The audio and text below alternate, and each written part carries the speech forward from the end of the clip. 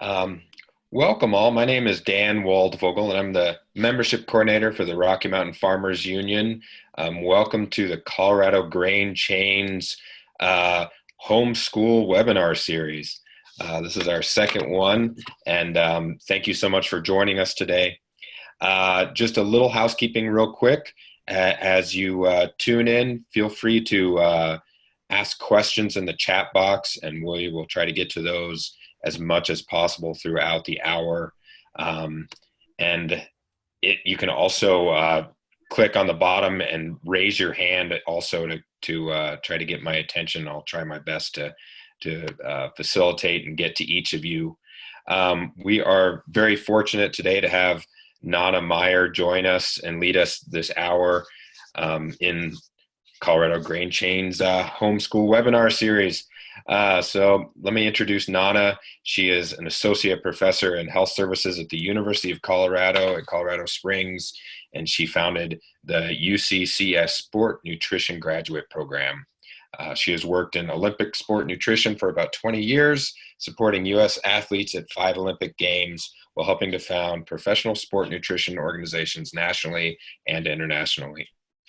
As the world's urgency to address climate change and health is rising, Nanna's time is now devoted to localizing the Rocky Mountain region's food systems with its multitude of challenges and opportunities when addressing food through health and sustainability.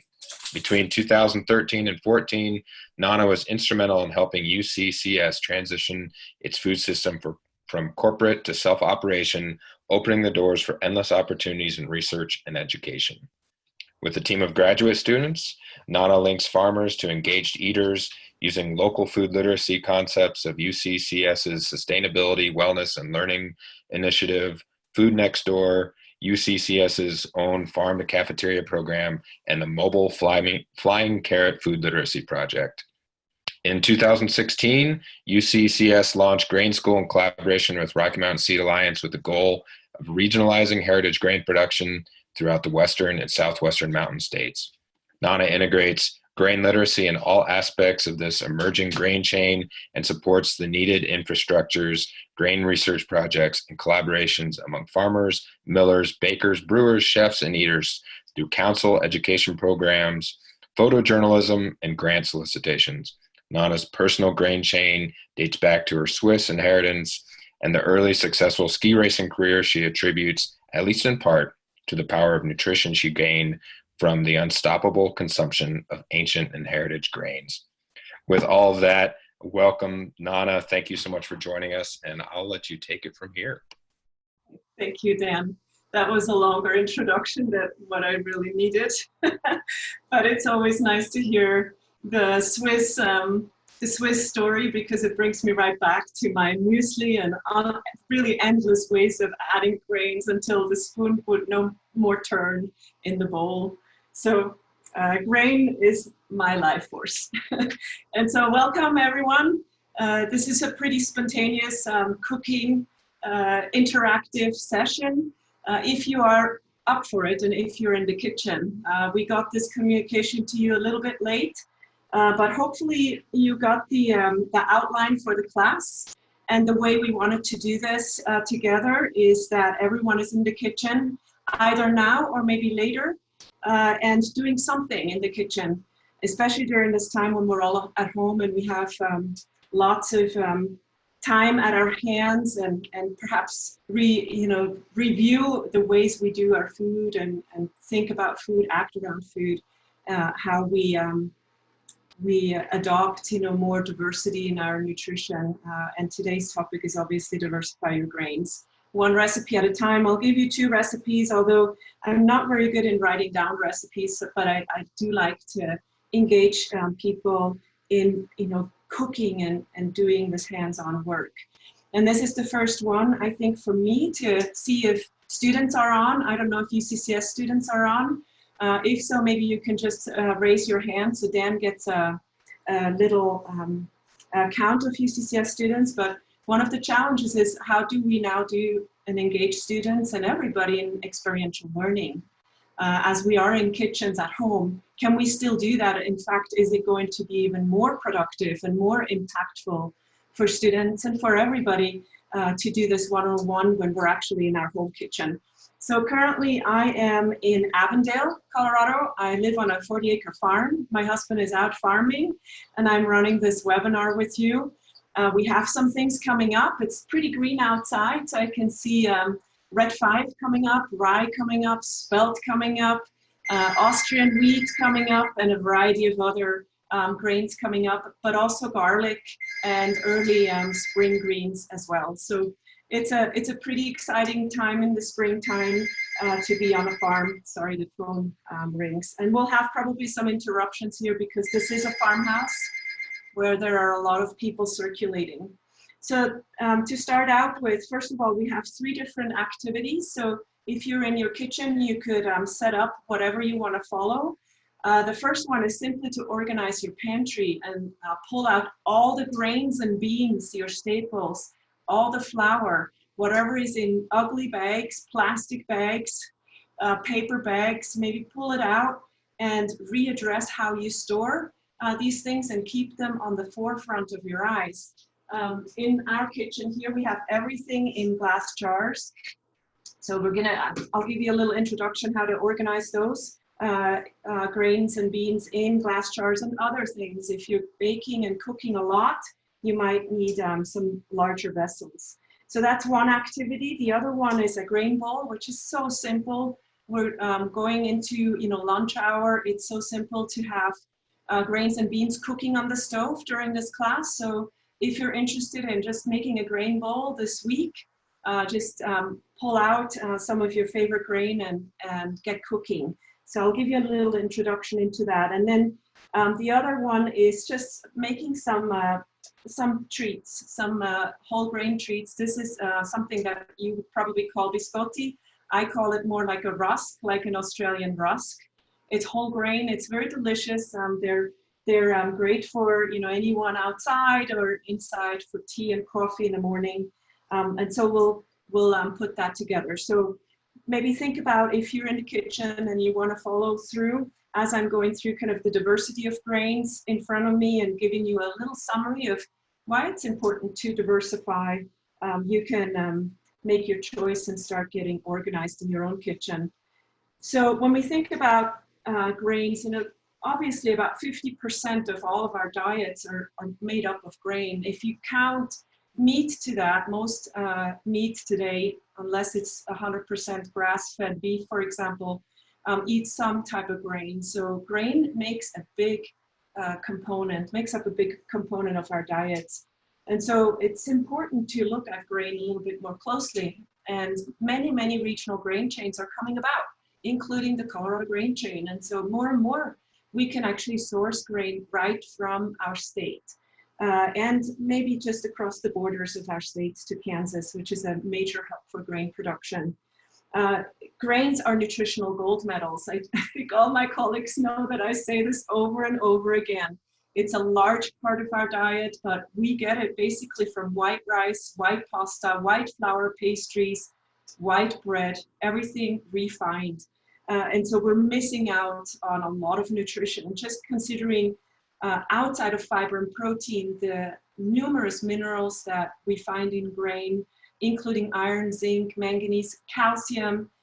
We also get lots of vitamins from grains, antioxidants, the more colored our grains are. So they're really important in our diet. And currently, when you're kind of confined in your own environment, and we're just meeting this benchmark of the end of winter and going into spring, we don't have a lot of fresh produce available right now.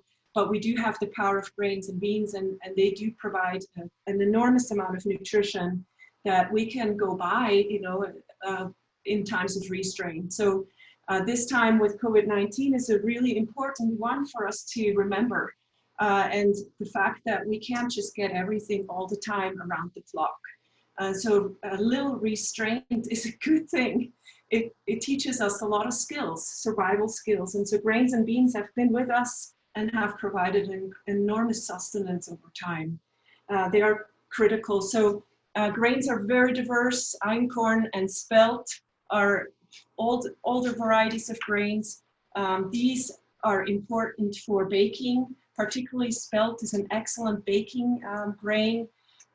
Rye is one that probably should be in your staple, not for a cover crop only that you plow under if you're a farmer or a home gardener, but that you cook with and bake with. Rye is very nutritious, has a ton of fiber, probably the most fibrous grain.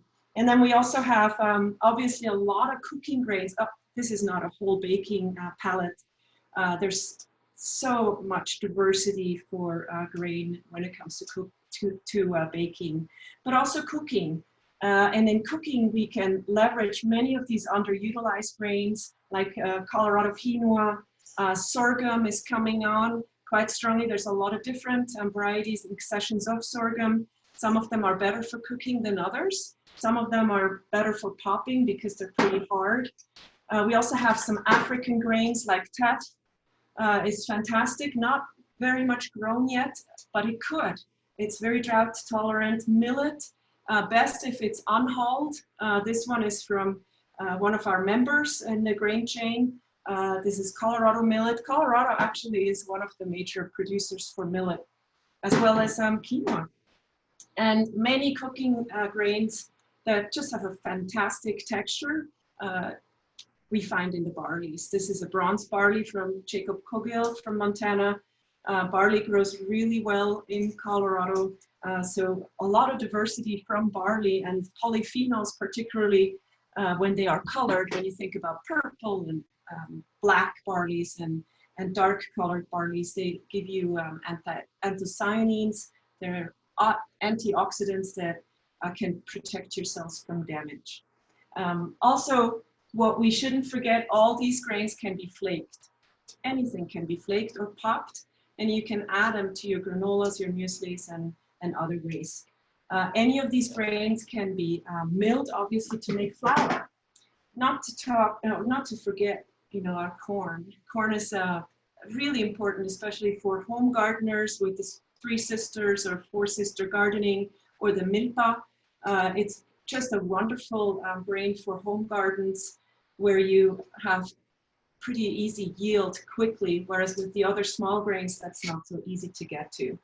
And the milpa basically means complementary action amongst plants. So you receive nitrogen fixation from your beans.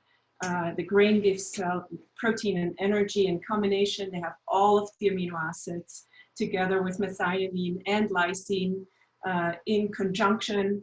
And so it's just a nutritious approach to your kitchen just as much, especially on plant-based or plant-forward diets. When we look at, kind of moderating our meat intake and choosing really the best sources for meat as possible. So nutritional gold medals is the most important ones. When we think about nutrition, fiber comes to mind. Fiber is our main component of the microbiome. So it feeds everything in the microbiome.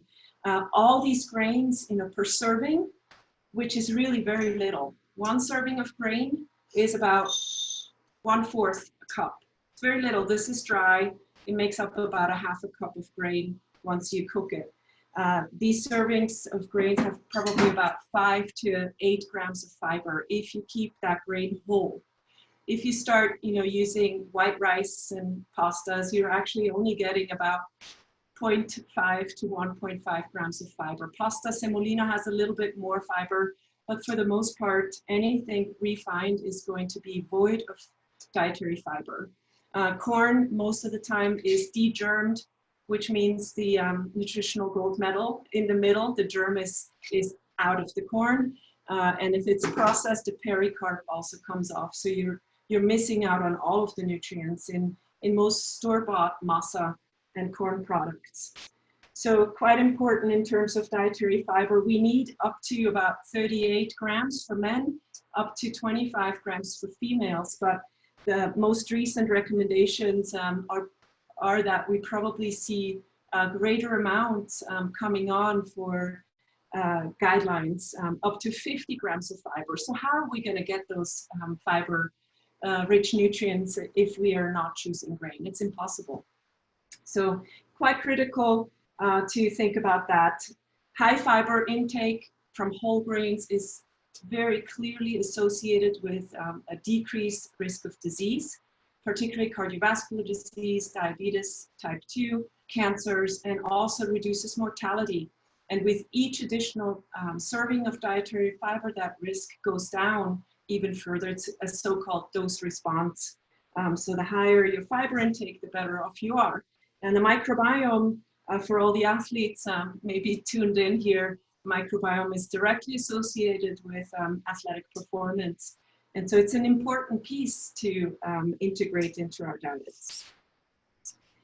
Then the other thing that's really critical to see for us in the kitchen is that all this diversity provides an enormous diversity of cooking. And it actually rejuvenates a little bit that enjoyment and creativity in the kitchen. And what I've heard from chefs and bakers, it's the same thing. Every time I walk into Nightingale Bakery in Colorado Springs and bring Hopi corn, David McGinnis is so excited to work with this. But also other bakers, I think being able to leverage some of that, what comes out of Colorado's agriculture now with this heritage grain movement, will rejuvenate and refresh our approach to nutrition and how we are building, a culture at home, a culture in our communities that reflects this grain diversity. Then another point that I want to make is that it's not finished with just cooking or baking with these grains. There's a lot of processing that can go on that helps with bioavailability and actually provides a lot of nutrition and flavor in combination, and also a variety of different applications. Bakers know this, sourdough baking with a great sourdough starter will provide the opportunity to make all sorts of different breads and baked goods, even pastas that are sourdough fermented. Sprouting itself is a way to leverage grain, especially now. If you don't have vegetables, why don't you sprout some grains? That's an option to add on your salad or your grain bowl. And then nixtamalization is another one. It's a processing that has been done for thousands of years with cal lime. It used to be done with ashes, but nixtamalized corn has also this opportunity for not only nutrition, but also just culinary applications. For example, in corn tortillas, of course, but also in Mexico, the use of atoles, breakfast mush and drinks. A lot of drinks are made with corn, based on corn. Lots of culinary applications can be seen on this little tray here. For example, some pastas. These are just little dried out pockets of pasta that we made here just recently with spelt flour and blue corn. Lots of 100% whole grain breads. No, they are not fluffy and they don't have a lot of air bubbles. You're actually eating something that's full of nutrition. And we have a flat earth loaf made with Sonora and blue corn that provides a way to use low protein flours in flatbreads. So it's just an enormous way to enrich all of the culinary things that you're working on. The other piece that's important to note with grains and beans is the fact that the addition of beans to grains provides a full, complete amino acid profile. And when we're thinking about climate change environmentally, the production of grains and beans does not impact the environment as much as meat production. In fact, it's significantly lower in terms of greenhouse gases, in terms of water use, land use, and all of the inputs.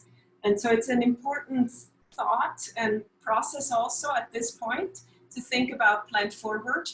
If you are interested in plant-based diets, then that's your choice. It doesn't have to be from research flexitarian approaches with less meat, where you're putting the meat on the side and on top as a topping, and you choose really well from ranchers you will still get enough amino acids and still protect the environment with a little bit less meat. Nobody needs a 32-ounce steak anymore.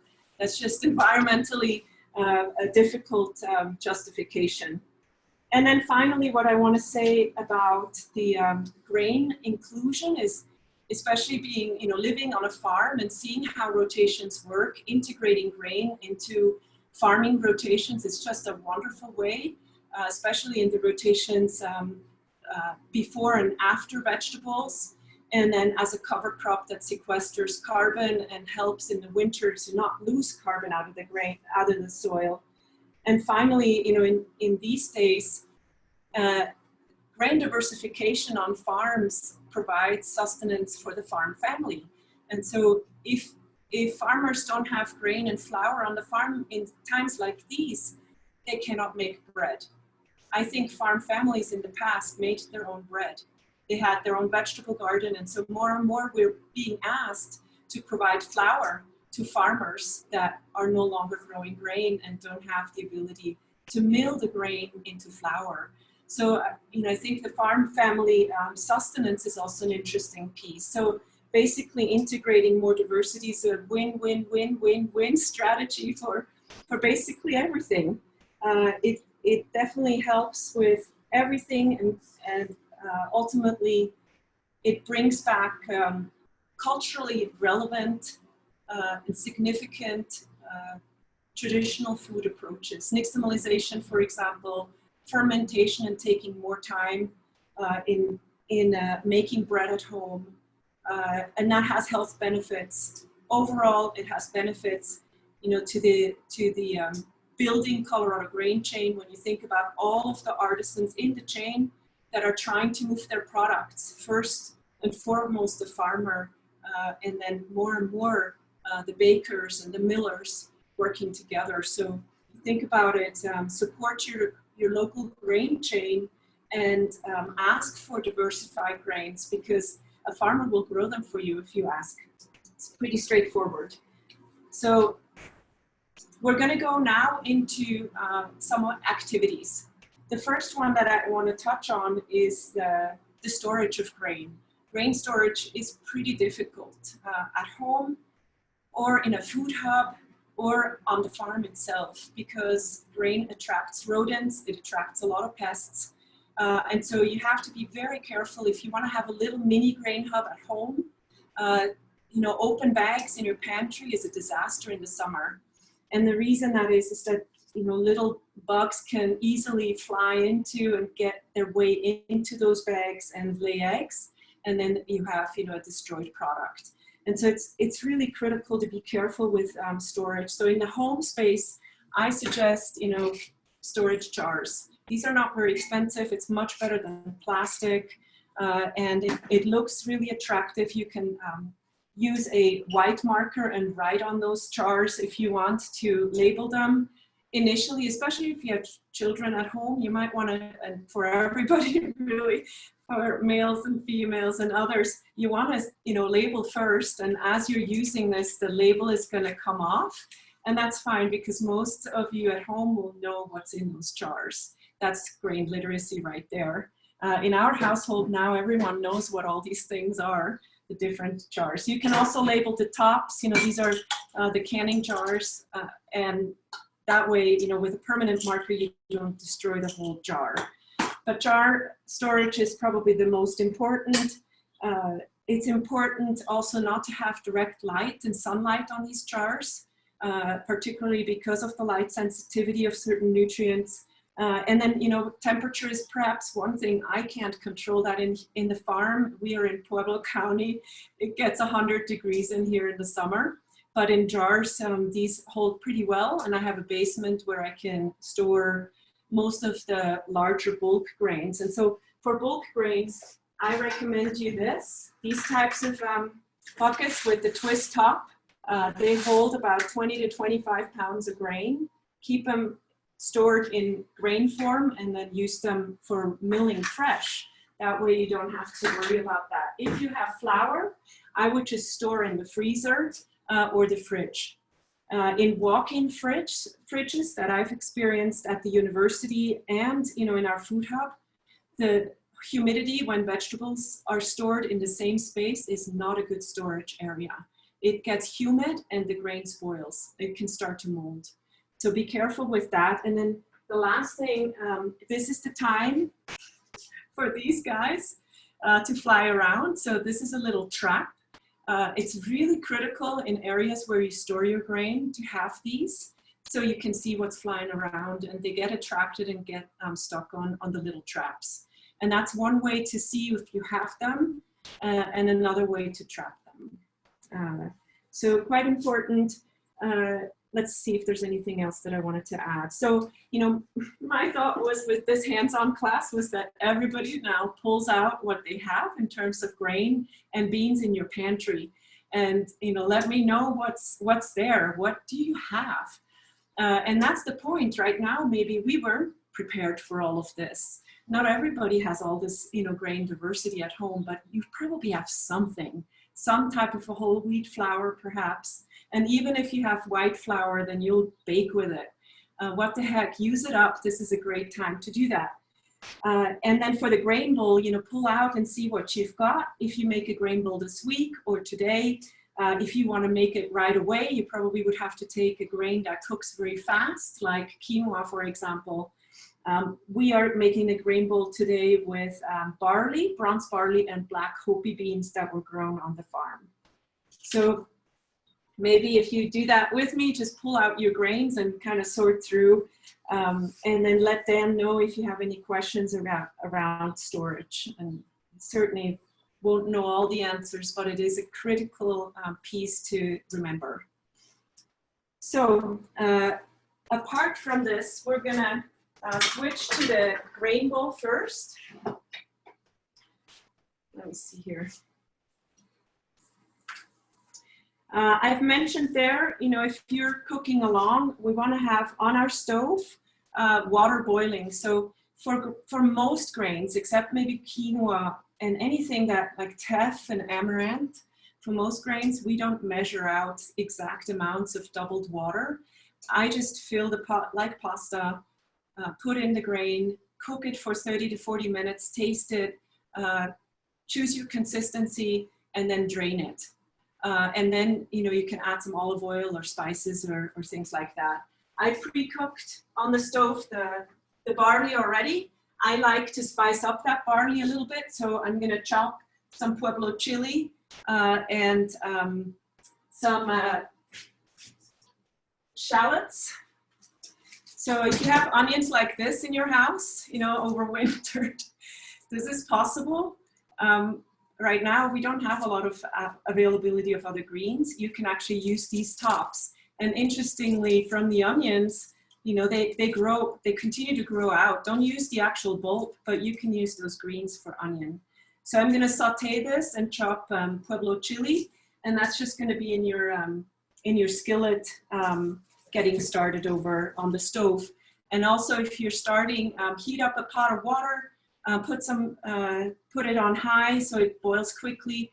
For beans, you know, black beans and any other, you know, lentils and even fava beans, you don't need to soak those overnight. You can, certainly not the lentils. They cook very fast in 20, 30 minutes. Black beans without soaking cook in 45 minutes. So there's no reason that you need to soak everything and be prepared ahead of time all the time.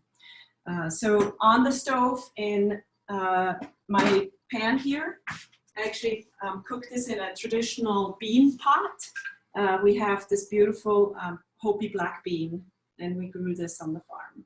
So we're going to make that grain bowl with a bronze barley, and that cooked in 40 minutes. And these beans cooked in this pot in 45 minutes, just from a non-soaking environment. So I'm going to start this, this skillet here with olive oil on medium low.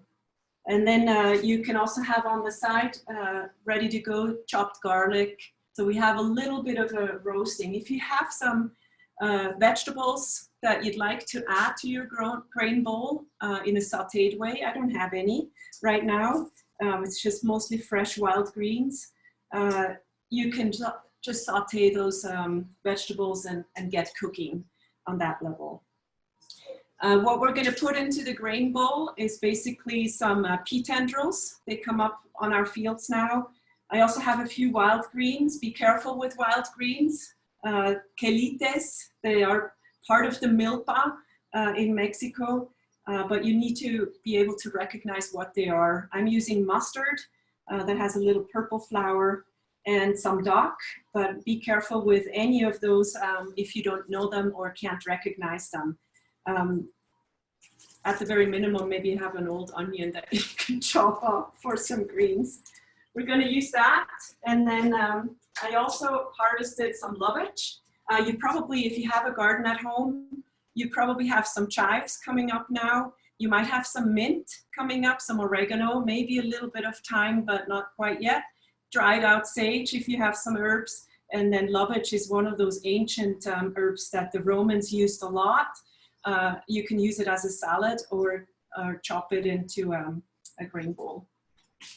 And then finally, what we have available for the grain bowl is some storage radishes. We still have some black radish and some watermelon radish that will go into the grain bowl.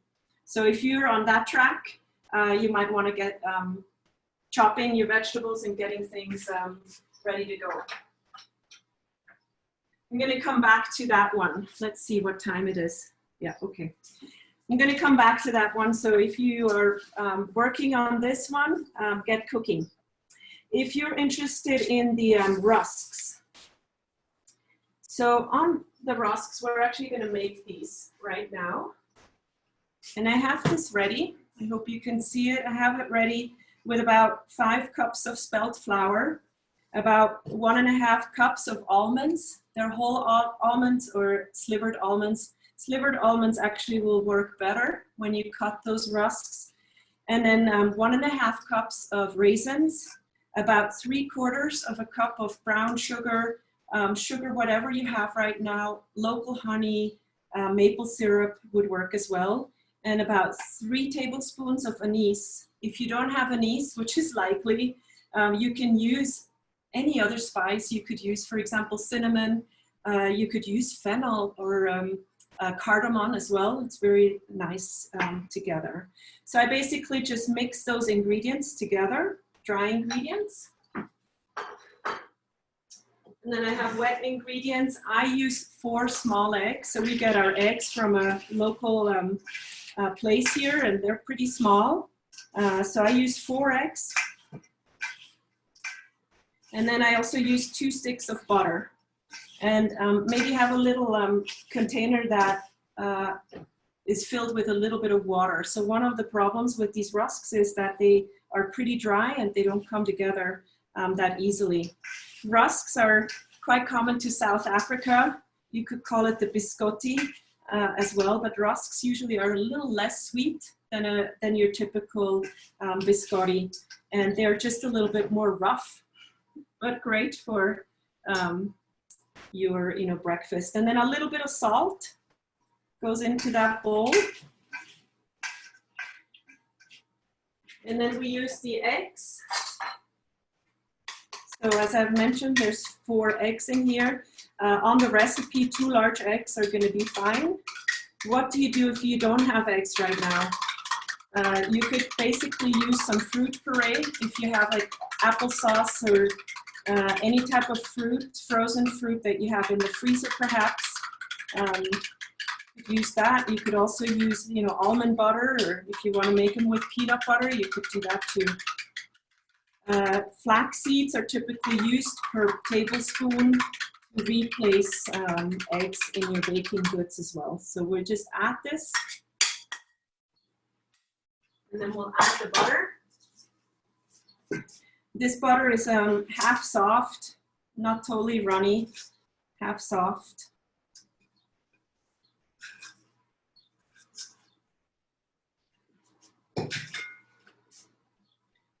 And then I'm going to try and get this together. As I've mentioned, these are pretty dry. So I'm going to start first just trying to mix them together to see how moist this gets. What we're going to do after, we will make logs out of this. And then they get baked at 350. So you should actually preheat your oven at this point. They get baked as a log for 350 for 40 minutes. And then we take them out, cut them, and lay them on the cookie sheet to bake them again for about 30 minutes. That's also standard for your body. Nanna, I'll jump in right here just to ask you, we've had a few questions come in, but I'll ask you two just specific about the rusk. One was, how much spelt flour are you using? And then the second one was, can you use another flour that is gluten-free like buckwheat or amaranth? And we also had another question just about using amaranth in general. Yeah. Okay. Yeah, so I have 5 cups of spelt in here. 1.5 cups of dried fruit, 1.5 cups of nuts, 3 tablespoons of spices, 2 sticks of butter, and 4 small eggs, a little salt, and now you can see how kind of crumbly this is. I'm going to add water pretty soon here, but I still want to mix this together. Can you make this with 100% buckwheat? You can, but it's going to be like sand. So I'm not a gluten-free baker at all. I do use buckwheat and corn, particularly blue corn, a lot in my baking. And it works so well if you're combining these gluten-containing flours and non-gluten flours. But for gluten-free work, you will have to use probably some other ingredients like rice flour, as well as maybe a sourdough. If you made this with sourdough buckwheat, with a buckwheat starter, you could probably get it together, and it will be an interesting rusk. But I don't have experience in it, so I'll add a little bit of water. And then amaranth, the same. It's very nutritious. Both buckwheat and amaranth have a really interesting amino acid profile. The same, if you ferment them, these amino acids are going to be more available, more bioavailable. I think amaranth is wonderful also as a popped crop that you can add into bars. So in Mexico, alegrías are very common, and they're basically popped amaranth with honey. And you can make bars with popped amaranth. Quite interesting. So you can see how it's coming together. Is anyone doing this with me? I hope so. Any other questions? Sure. Just one around storage. How long do you think wheat berries can keep if stored properly, like in a cool basement or such? Years. That's years, just like your dry beans. Okay. And then there was a question, do you salt the water when cooking grains or beans? Is there a need to do that? Yeah, you don't need to. You can. That's a great question. I didn't have this morning. I really like adding, I drain my grain and then I add olive oil, typically, and salt. And some, herbs and spices, or I just leave them that way so I have them in the fridge and I can add them to all sorts of things. Okay, great. And then one other question, Paul was asking, is there no reason to worry about anti-nutrients in beans to soak them at a time? It's often said that a long soak is absolutely necessary before using beans. Is that a worry? It can be. It depends on our gastrointestinal tract and how well we are adapted. I think certainly there is a sugar that is hard to digest if you don't, soak and rinse that water off. So it's up to you. I think I have gotten so used to it that I don't do a lot of soaking. In India, they don't do a lot of soaking either. So I think it's just something that you can do as you prefer and how you get used to it. And also it requires a little bit of, you know, thought and planning ahead with certain things. So my point is, you don't always have to soak beans ahead of time. You can just cook them directly and discard that water too. So it would be about the same result. So I'm just going to make that long. The first one looks about like this. And then it goes onto the sheet. You can also cover this a little bit with olive oil or with some extra butter and a little bit of sugar, if you like. So I'm going to leave that over here and wash my hands.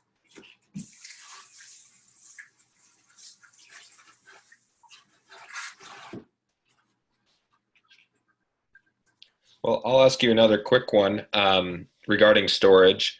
Judith was asking, you know, how long can you refrigerate cooked grains, and can they be frozen? Yeah, so absolutely. You can refrigerate your grains. You mean cooked grains, I assume? Correct, yes. Yeah, for up to 5 days. You know, so, I mean, I recycle them up to 7 days probably. Sometimes they don't spoil very fast. You can freeze them too if you cook them in bulk and freeze them, you know, flat in little plastic baggies written on it. There's just multitude of ways to keep them. And even if you know, see that they have fermented over in your fridge, that's not so bad either, right? It's good for our microbiome to add that to it. Yeah, so we're gonna work on this quick mix here in the skillet. So I have the shallot tops, so to speak. I could have also gone out to find spring garlic, and many of you who have gardens at home and grow some garlic, you can probably find spring garlic, early garlic, and also just garlic that comes up from last year that you didn't harvest. So go and forage a little bit. So that's going to go into the pan, and I'll also add that little bit of lovage that I have. This actually, the lovage, I'm going to add directly to the black beans. And then the Pueblo chili. I mean, we are in Pueblo County, and no meal here has no Pueblo chili. Every meal has to have some chili in it. So I'm just going to chop this. This is for the grain bowl. And we're going to add this to the barley. Pueblo chili is pretty spicy, so not everybody likes that spice. So I usually keep some separate and only use about half of this first. So.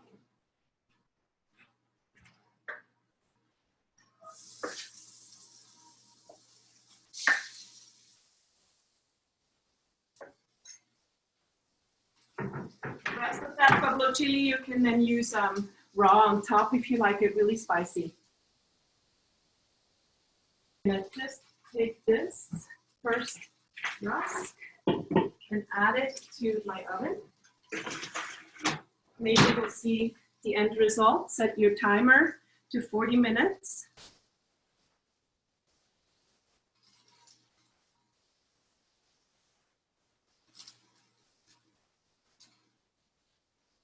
Right? Okay, and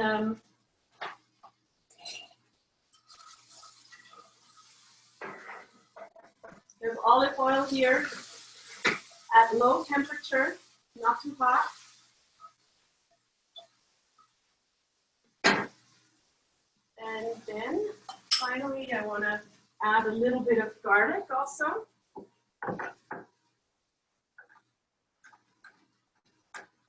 Just chopped garlic.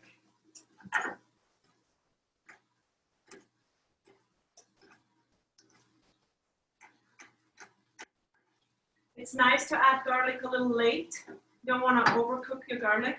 And actually when you chop it fresh and leave it out for a little bit of time, you will have the chance for this garlic to develop allicin, which is the very active component that promotes health so well.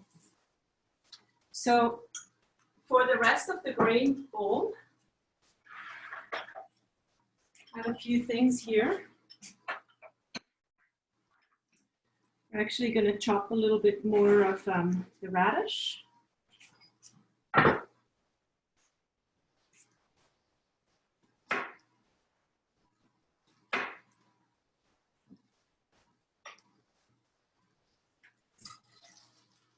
We're going to add that garlic.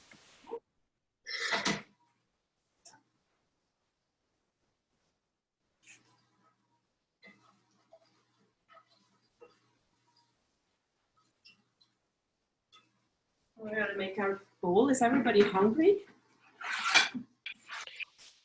I'm getting hungry. I'll ask you one quick question too as we go along. Dina was asking, or she was telling us that she buys flat German style rye / wheat bread. Is it good nutrition and similar to baked from scratch? And then also asking, is it feasible to find and bake with a local rye grain or a cracked rye? Yeah, that's a great question. You know, rye breads hold very long.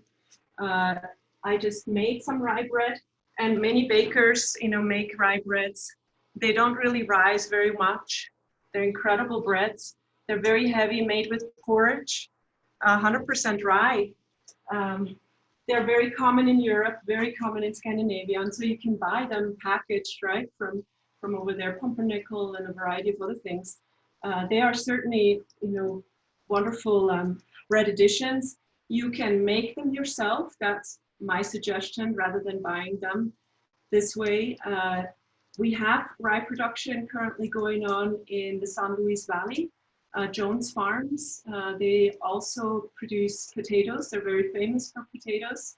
And I think that rye is available for purchase in at dry storage in Boulder.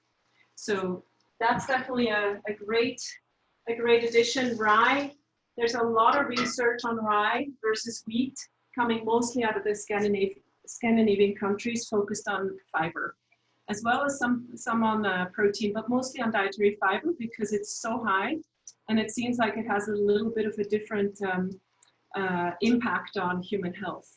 So rye breads are fantastic. There's also a variety of ways to work with rye, particularly with the sourdough. You can make Finnish leipa, ruisleipa. They are flat breads. They're 100% rye. They're pretty simply made with a lot of water in your hands, and it's a wet kind of dough. There's, you know, rye crisp breads that you can make with rye sourdough. There's a lot of great opportunities to work with rye. It's just hasn't really been done here so much. So just in terms of a grain bowl, you know, the sky is the limit. You can make all sorts of things considering how you want to build your grain bowl. Our students in Food Next Door have done such a beautiful job with a variety of flavorings. Sometimes you make them Asian, sometimes Mediterranean, sometimes springtime or fall time, leveraging local food. Grain bowls typically have grains and beans as a combination.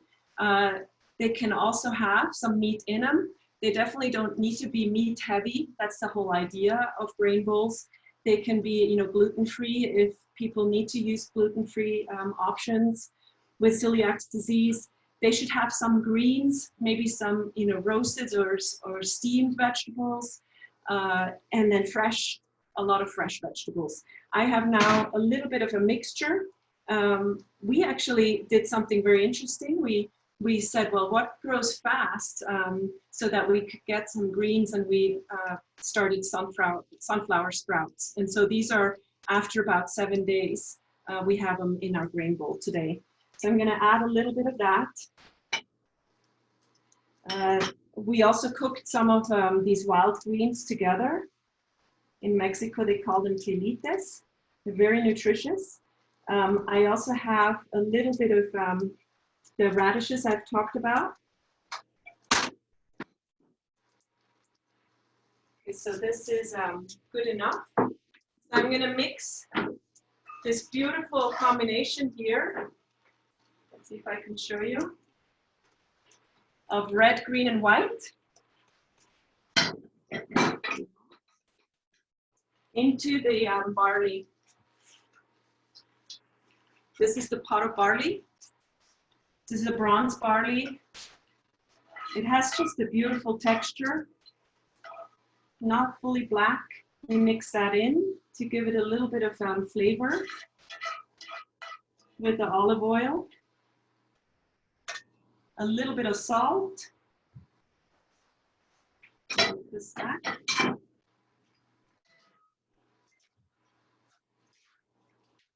Beautiful.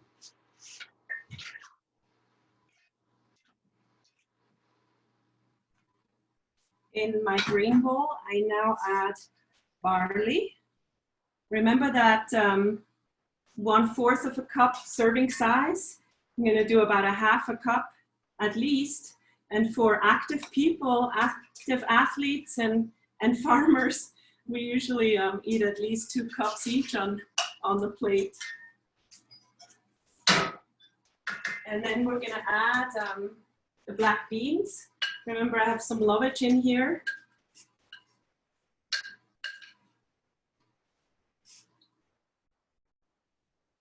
You want to have a good amount here, maybe a 1/2 cup or so. There's currently no salt on this. A little bit of salt on here. And I'd like to use whatever we have in storage vegetables. So we'll add the black radish to the black beans and this one over here. And then from our greens, I like to have a little bit more of these beautiful sunflower sprouts.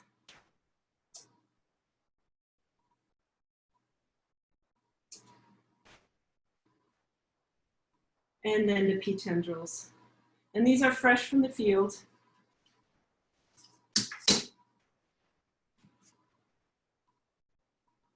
So, you know, grain bowls are just fantastic ways of eating fresh and local. You can change them all the time.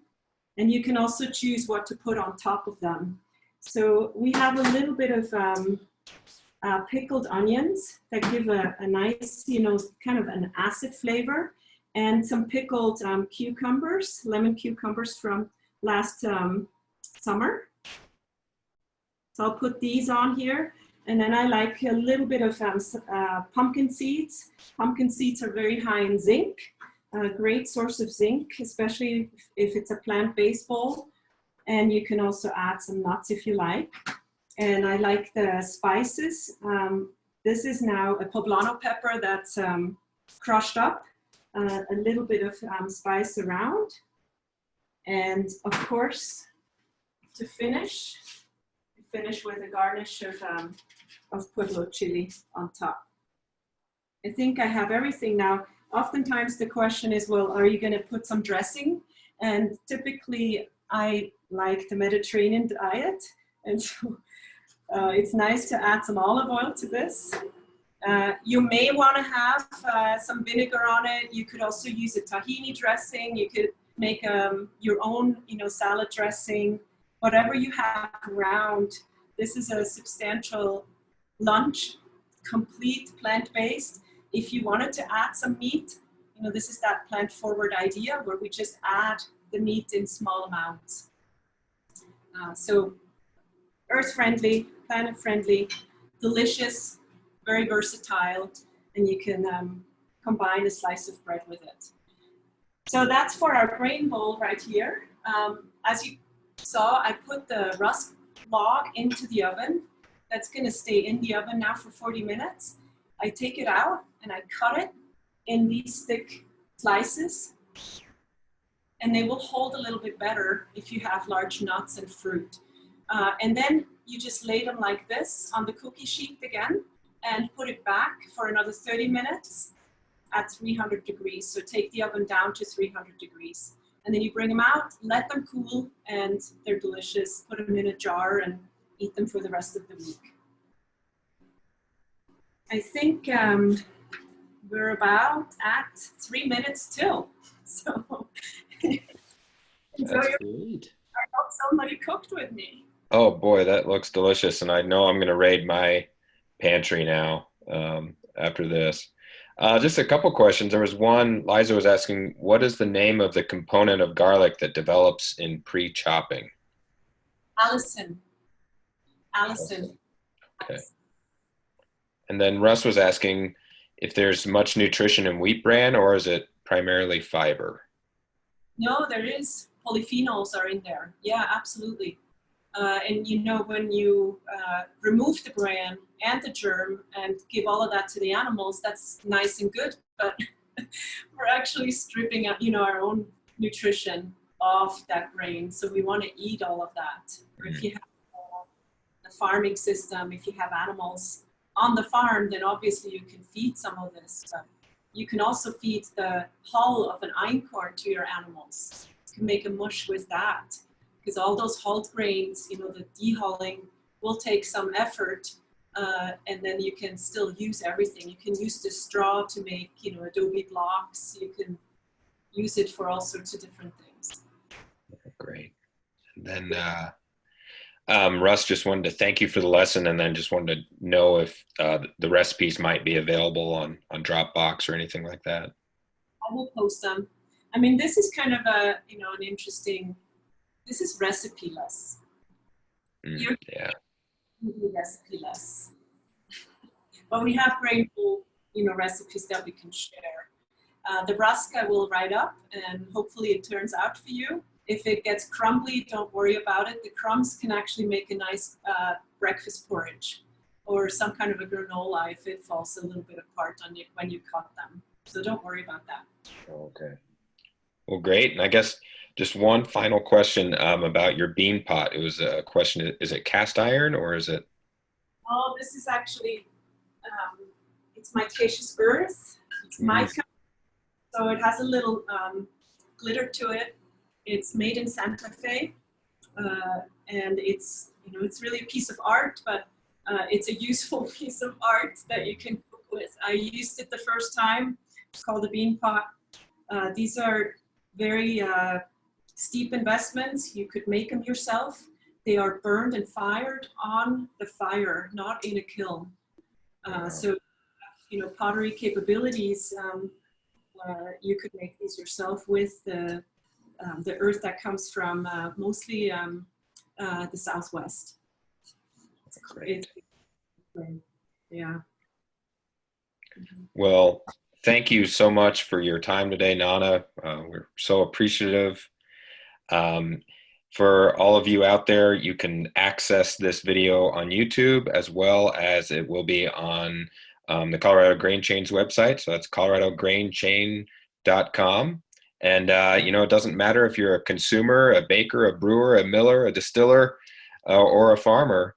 You know, there's a place for you in the Colorado Grain Chain. So definitely check out that website as well. And boy, I am hungry right now. So with that, we'll say goodbye and thank you again. Okay. Bye-bye. Thank you all.